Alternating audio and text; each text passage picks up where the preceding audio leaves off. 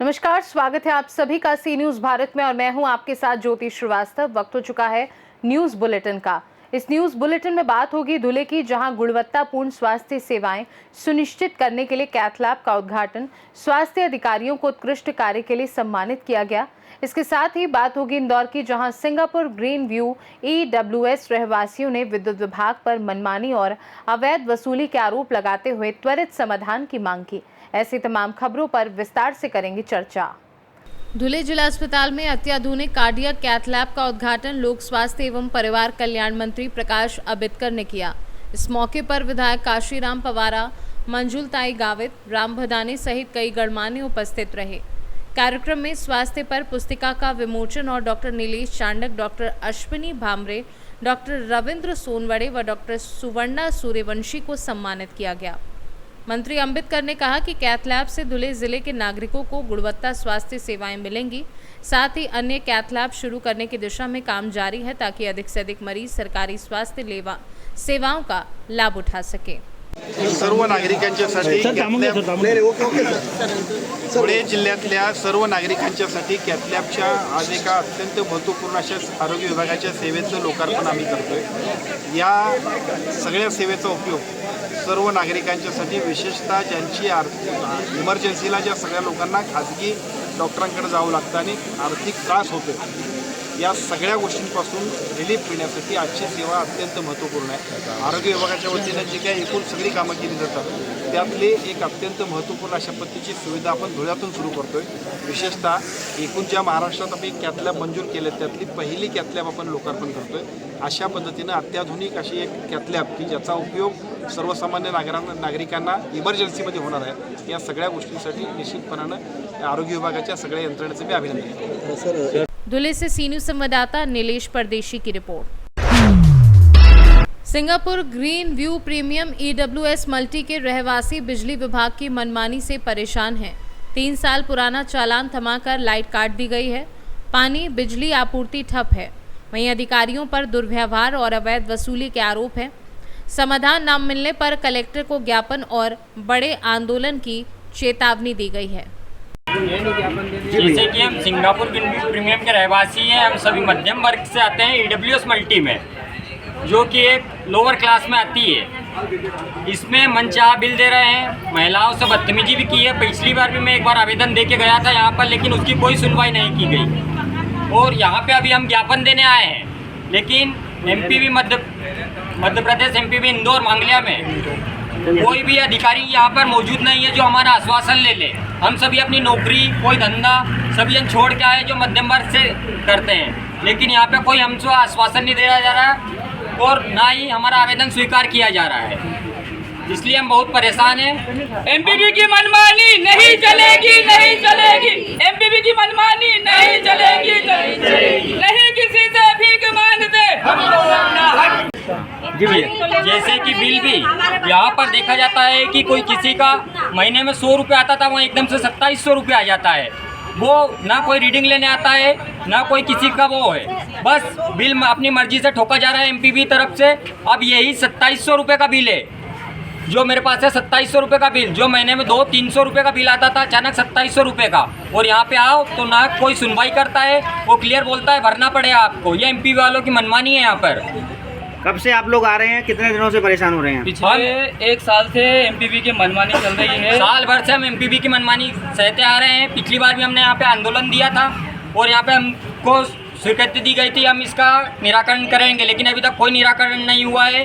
और आज भी मैं आया हूँ आवेदन के लेके, भारी जनसंख्या में लेडीज़ें भी घर पे बच्चों वगैरह को छोड़ के आई है, तो यहाँ पे कोई सुनवाई नहीं हो रही, ना हमारा आवेदन स्वीकार किया जा रहा है। हम सरकार से, प्रशासन से निवेदन करते हैं कि यहाँ के MPV विभाग वाले को या तो निलंबित करें या फिर हमारा आश्वासन देके हमें स्वीकृत किया जाए। बिल दे रहा है EWS में, और कुछ हमारे पुराने चालान है 2022 में, जो कि सार्थक ग्रुप को इन्होंने दिया था। उसके बाद में हमने हैंडओवर लेने से पहले यहाँ पे कंफर्म किया था कि हमारा कोई चालान है क्या। MPV ऑफिस में आए, कंफर्म किया कि आपका कोई चालान नहीं है, तब हमने हैंडओवर लिया। 2022 की बात है, आज 2025 में हमें चालान वापस दिया जाता है और हमारी लाइट काट दी जाती है।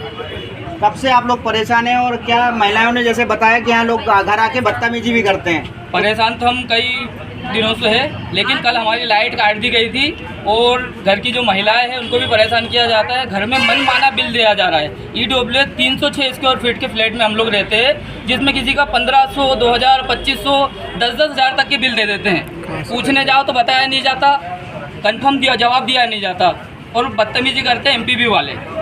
प्रॉपर लोग कोई रिस्पॉन्स देते नहीं है, इस कारण हम सब EWS वाले परेशान हैं। यहाँ आए। आपका परिचय? मैं दिनेश अग्रवाल, सिंगापुर ग्रीन पीलियम में EWS 201 में रहता हूँ। इंदौर से सी न्यूज़ संवाददाता अंकित खरे की रिपोर्ट। ग्राम शिवनगर पत्थरखेड़ा में गौकशी के दौरान पकड़े गए आरोपियों में से मुख्य आरोपी जरीफ मलिक को 47 दिन बाद भी पुलिस ने गिरफ्तार नहीं किया।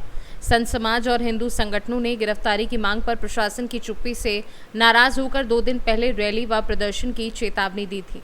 आज शिव मंदिर पर एकत्रित भीड़ को देखकर पुलिस प्रशासन हरकत में आया और लोगों ने 24 घंटे का समय मांगा।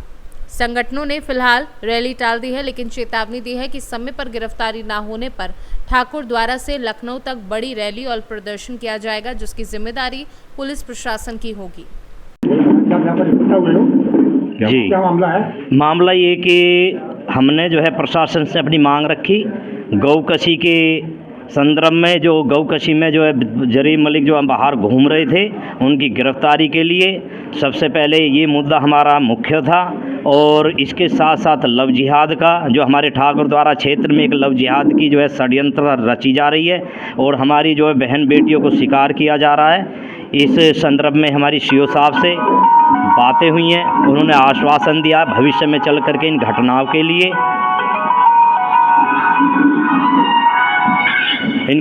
के लिए वो स्वयं अपने संज्ञान में लेंगे और आगे चल करके ऐसी घटना ना घटे। ये बीच में बोल रहा है कि आपने जो है यात्रा के लिए प्रदर्शन दिखाने के लिए समय दिया था। समय हमारा आज दिन शनिवार 9 बजे से था प्रारंभ। और उस कार्य को देखते हुए यात्रा को पुलिस प्रशासन की तरफ से हमें आश्वासन दिया गया।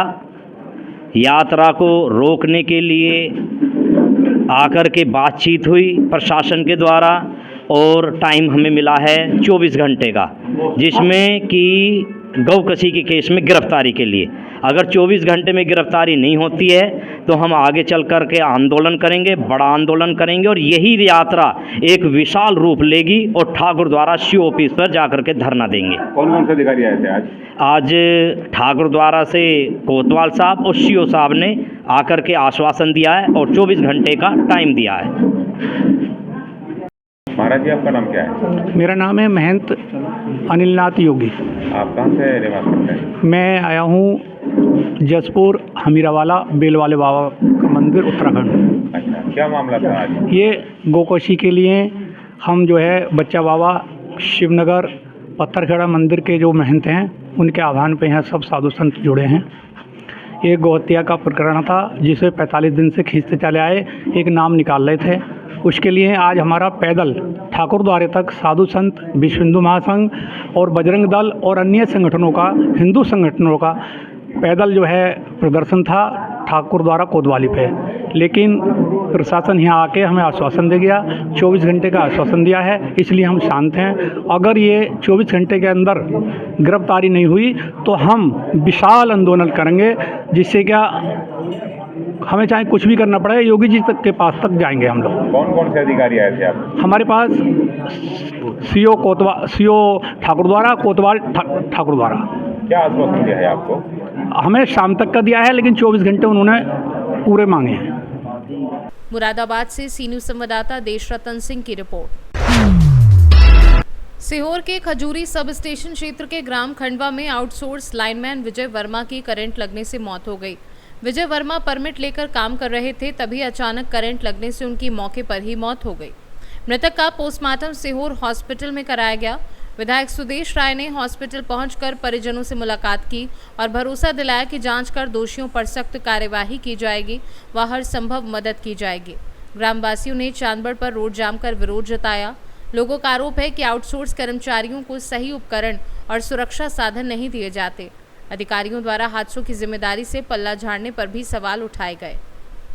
सीहोर से सी न्यूज संवाददाता रजनी राय की रिपोर्ट।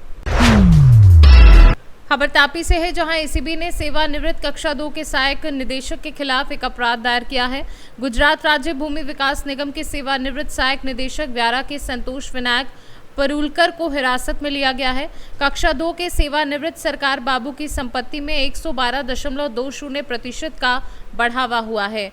उनके पास से 2,35,59,066 रुपए की संपत्ति सामने आते ही अपराध दायर करके हिरासत में लिया गया है। अहमदाबाद में रहने वाले सेवानिवृत्त बाबू के खिलाफ नवसारी एसीबी के अधिकारी द्वारा शिकायत देते ही व्यारा एसीबी ने हिरासत में ले लिया है। तापी से सी न्यूज संवाददाता हितेश नाइक की रिपोर्ट। फिलहाल के लिए इस न्यूज बुलेटिन में बस इतना ही। देश दुनिया की बाकी खबरों को जानने के लिए आप देखते रहिए सी न्यूज भारत।